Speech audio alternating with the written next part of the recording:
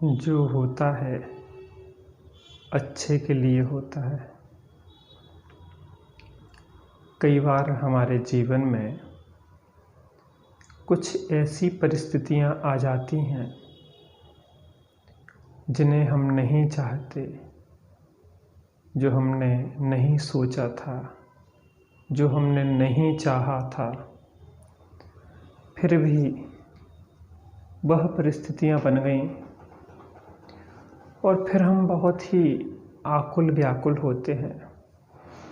ऐसा नहीं होना चाहिए था, ऐसा मेरे साथ ही क्यों होता है, उसने मेरे साथ अच्छा नहीं किया। नाना प्रकार के विकल्प जालों में हम उलझ जाते हैं। मैं एक कहानी सुन रहा था या पढ़ रहा था। एक बार अकबर और बीरबल कहीं घूमने के लिए गए और वहाँ पे मार्ग में अकबर की उंगली कट गई। अकबर बहुत दुखी हो रहे थे कि बीरबल, बहुत बुरा हुआ, मेरी उंगली कट गई।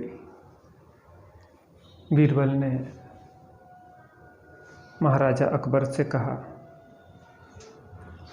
कि महाराजा, जो होता है वह अच्छे के लिए होता है। अकबर को बहुत गुस्सा आई कि बीरबल, एक तो मेरी उंगली कट गई और तुम कह रहे हो कि जो होता है अच्छे के लिए होता है। जैसे कोई कटे पे नमक छिड़के ऐसे तुमने मुझे पीड़ा दी है। और गुस्से में अकबर ने बीरबल को पास में एक कुआं था उसमें ढकेल दिया। बीरबल कुएं में गिर गए। अकबर आगे बढ़ गए और आगे जैसे ही कुछ कदम बढ़े थे, कुछ भील किसी की खोज में भटक रहे थे। उन्हें यह एक मनुष्य की बलि देना थी और जैसे ही अकबर दिखे और अकबर को पकड़ के वह ले गए अपने कबीले में, सरदार के पास ले गए कि सरदार, मैं आपके लिए बलि के लिए एक बहुत सुंदर व्यक्ति लाया हूँ। और राजा भी प्रसन्न हुआ। बलि देने का समय आया और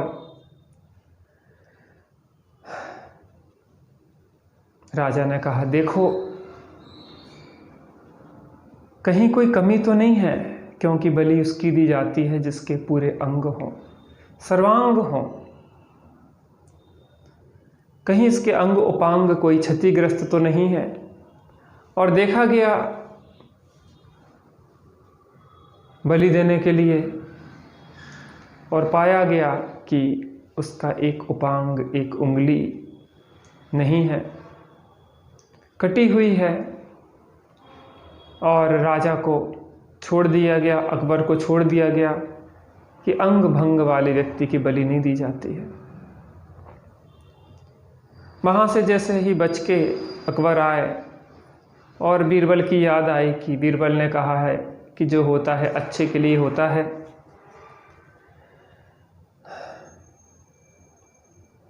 बीरबल को जैसे तैसे कुएं से निकाला और उससे कहा कि बीरबल, तुम सही कहते थे कि जो होता है अच्छे के लिए होता है। मेरी उंगली कटी तो उंगली ही कटी, गर्दन नहीं कट पाई।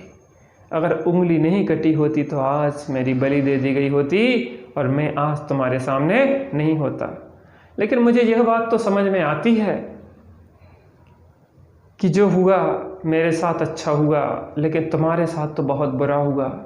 मैंने तुम्हें कुएं में ढकेल दिया, कई घंटों तुम पानी में, कुएं में जीवन और मौत से संघर्ष करते रहे, तुम्हारे साथ तो बहुत बुरा हुआ।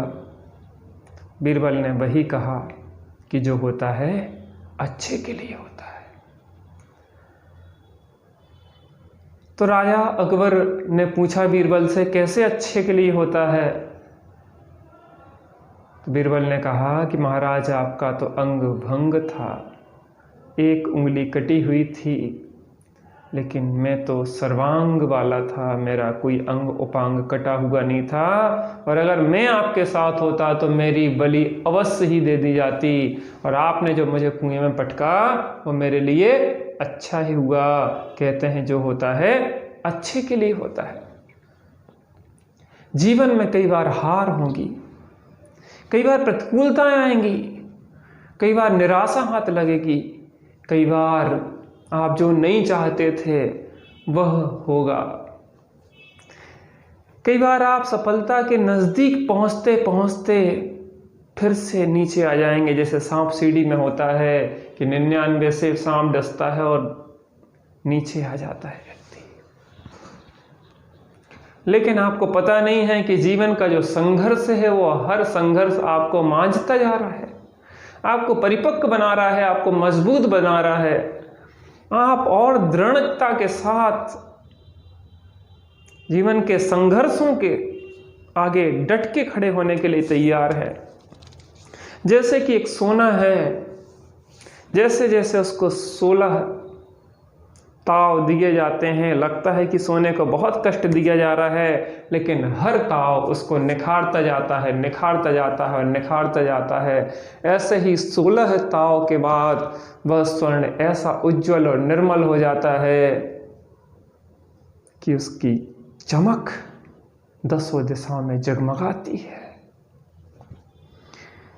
एक मिट्टी के साथ लगता है बहुत अन्याय हो रहा है, उसके कुदाली से, उसको फावड़े से, गेती से खोदा जा रहा है, खोदा जा रहा है, उसको कुचला जा रहा है, उसको पीसा जा रहा है, उसको पानी में भिगोया जा रहा है, उसको पटका जा रहा है, उसको कितने कष्ट दिए जा रहे हैं, और चाक पे लेके अंतोगत तो घुमाया जा रहा है, चकरा जाती है वो मिट्टी। और तो और उसको फिर घड़े का आकार देके ठोका जाता है, बहुत ठोका जाता है।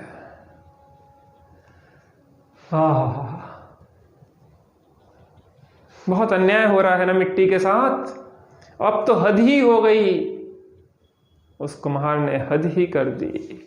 अब तो उसको जलती हुई आंच में, इतनी तेज भट्टी की आंच में झोंक दिया गया, तड़प गया वो, अंदर बाहर को लाल हो गया सुर्ख घड़ा।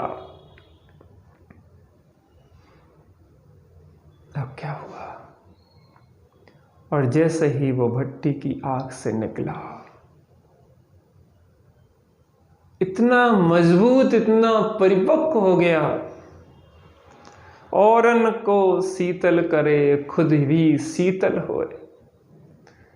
वो जल ऐसी धारण क्षमता में समर्थ हो गया कि उसमें जल धारण की क्षमता बन गई।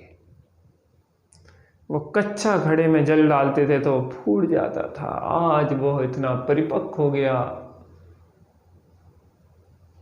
कि अब जल को धारण करता है, वो जल को शीतल करता है,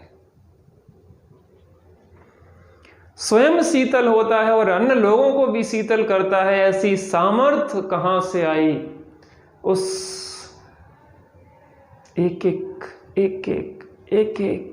एक कष्टों, तकलीफों से निकलते हुए परिपक्वता के शिखर को पाया, और आज वह एक पवित्र, कहते हैं कि जो घट होता है, एक धार्मिक कार्यों के लिए उस घट के शोभा में घट निकाला जाता है। वो घट कैसे बना? जो आज सिर के ऊपर धारण किया जा रहा है, वो घट कैसे बना? उसको एक लंबी परीक्षा देना पड़ी। ऐसे ही हमारे जीवन की कठिनाइयां हमें मांझती हैं, हमें मजबूत करती हैं। अग्नि में तप के सोना, है और भी निखरता, दुर्गम को पार करके हिमालय कोई चढ़ा है।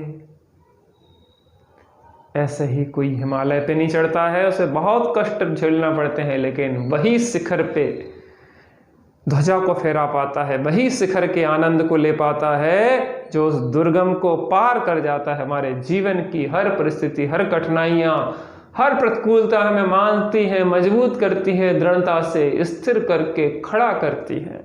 कभी भी मित्रों किसी भी परिस्थिति से हारना नहीं है, हर परिस्थिति से जूझना है, दृढ़ता से खड़े होना है।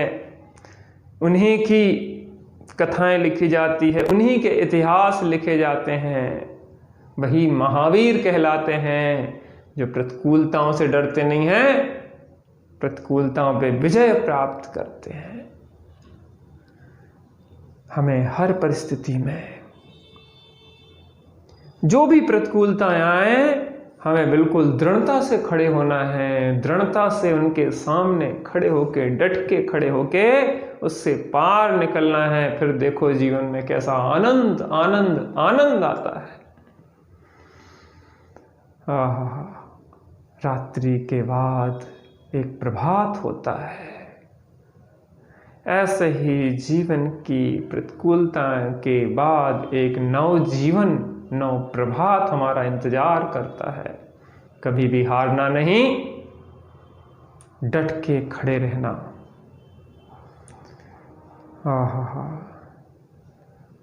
हम परिस्थिति के गुलाम नहीं, परिस्थिति हमारी गुलाम है। किसी भी परिस्थिति में हम अपनी मना स्थिति को ना बिगड़ने दें, ना बिगड़ने दें, ना बिगड़ने दें, और फिर देखेंगे कि हर परिस्थिति हमें मांझ के तैयार करके हमें एक शिखर की ओर ले जा रही है, और वो सर्वोच्च शिखर है चैतन्य का शिखर, जहां से फिर पतन नहीं होता है। हम उस बाहर की प्रतिकूलताओं के बीच में तैयार होते हुए भयभीत नहीं हो, घबराएं नहीं, हर परिस्थिति के साथ मंझते हुए, अंतः की ओर गति करते हुए आत्म कल्याण के पंथ पे बढ़ें। उपसर परिसर से ना डरें, प्रतिकूलताओं से ना डरें, आत्म कल्याण के मार्ग पे बढ़ते रहें, बढ़ते रहें, बढ़ते रहें, और एक दिन हम उस लोकाग्र पर स्थित होंगे। उसके बाद कभी दुख नहीं होगा, आनंद आनंद आनंद ही होगा। विचारिए।